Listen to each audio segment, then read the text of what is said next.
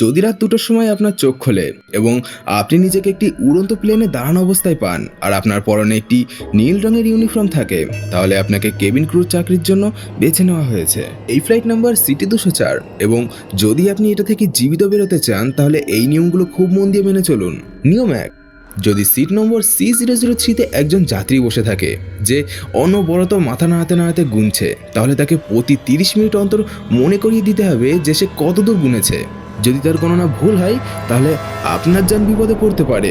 নিয়ম 2, যদি একজন এয়ার হোস্টেস আপনার কাছে আসে যার চোখ একেবারে সাদা হয়ে গেছে এবং সে জিজ্ঞেস করে তুমি খাবার খেয়েছো, তাহলে সঙ্গে সঙ্গে বলতে হবে হ্যাঁ ম্যাম।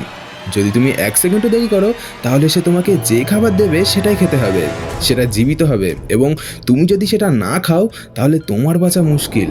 নিয়ম 3, ওয়াশরুমের পাশে একজন ক্রু মেম্বারকে বসে থাকতে দেখবেন, তার কাছে যাবেন না এবং যদি সে উঠে আপনার কাছে আসে তাহলে চোখ বন্ধ করে ফেলবেন। যতক্ষণ না সে দূরে যাওয়ার পায়ের শব্দ আপনি শুনতে পাচ্ছেন ততক্ষণ চোখ খুলবেন না।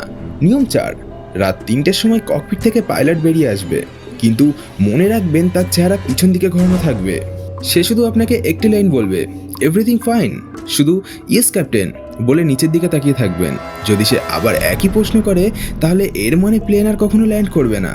ফ্লাইট CT-204 কখনো খালি হয় না, শুধুমাত্র প্রতি রাতে 2টোর সময় কেবিন ক্রু বদল হয়।